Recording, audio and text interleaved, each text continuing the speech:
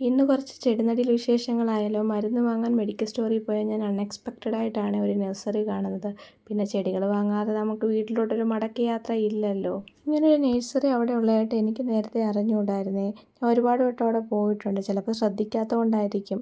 പിന്നെ നമുക്ക് എന്താണോ ആവശ്യം അതായിരിക്കുമല്ലോ നമ്മൾ പുറത്തോട്ട് ഇറങ്ങുമ്പോൾ നമ്മുടെ കണ്ണിൽ ഉടക്കുന്നത്. ആവശ്യത്തിന് മണ്ണ് ഞാൻ റോഡിൽ നിന്നാണ് എടുത്തത്. അവിടെ ആണെങ്കിൽ കുറച്ച് മണ്ണ് ഇളകി കിടപ്പുണ്ടായിരുന്നു. ഈ അവസരത്തിൽ സ്മാർട്ട് വർക്ക് ചെയ്യുന്നതാണ് നല്ലതെന്നാണ് എൻ്റെ ബുദ്ധിയിൽ ഉദിച്ചത്. മണ്ണും ചാണകപ്പൊടിയും കൂടെ മിക്സ് ചെയ്തിട്ടാണ് ഞാൻ ചെടികൾ നടുന്നത്. ഇവളെന്തിലൂടെ ഒറ്റയ്ക്ക് ഇരിക്കുന്നതെന്ന് പറഞ്ഞ് എൻ്റെ ചീക്കും കൂടെ എൻ്റെ കൂട്ടിന് വന്നിട്ടുണ്ട്.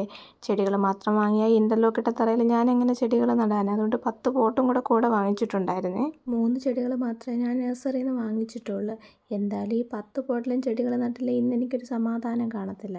അതുകൊണ്ട് അപ്പുറത്തെ വീട്ടിലൊക്കെ പോയി ഞാൻ കുറച്ച് ചെടികളോട് സംഘടിപ്പിച്ച് കൊണ്ട് വന്നിട്ടുണ്ട്. എന്തായാലും നമ്മളൊരു പരിപാടിക്ക് ഇറങ്ങുമല്ലയോ. ഈ നഴ്സറിയിലൊക്കെ ചെല്ലുമ്പോഴത്തേക്ക് ഗംഗയിൽ നിന്ന് നാഗവല്ലിയിലോട്ടൊരു പരകായ പ്രവേശമായിരിക്കുമേ. ഏത് ചെടി വേണം എന്തോ വേണമെന്നറിയാത്ത ഒരു കൺഫ്യൂഷൻ ആയിരിക്കുമേ. വേണ്ടെങ്കിൽ തന്നെ എല്ലാ ചെടിയുടെ അടുത്ത് ചെന്ന് തൊട്ട് തലോടി നിൽക്കുമ്പോഴത്തേക്കൊരു സന്തോഷം. ഇതെല്ലാം കൂടെ കിട്ടിയാലും നമുക്ക് കൊണ്ടുപോകാൻ നമ്മൾ ഓക്കെ ആയിരിക്കുമേ. കുറച്ച് ബോൾസ് ഞാൻ റീപോർട്ട് ചെയ്യാൻ ടൈം ആയിട്ടുണ്ടായിരുന്നു. എന്തായാലും ചെടികൾ നടുവല്ലേ. ഓണത്തിനിടയ്ക്ക് പുട്ട് കച്ചവടം എന്നോളം ഇതും കൂടെ അങ്ങ് നടാമെന്ന് ഞാൻ വിചാരിച്ചേ. ഇപ്പോൾ പരിപാടി കംപ്ലീറ്റ് ചെയ്യണമെങ്കിൽ 10 പോട്ട് കൊണ്ട് നടക്കുമെന്ന് എനിക്ക് തോന്നുന്നില്ലടാ. വേറെ പോട്ട് എടുത്തുകൊണ്ട് വന്നെങ്കിലേ നടക്കുമെന്നാണ് എനിക്ക് തോന്നുന്നത്. ബാക്കി പരിപാടി നമുക്ക് അടുത്ത പാർട്ടിയിൽ കാണാം. അപ്പം ശരി, പിന്നെ കാണാം.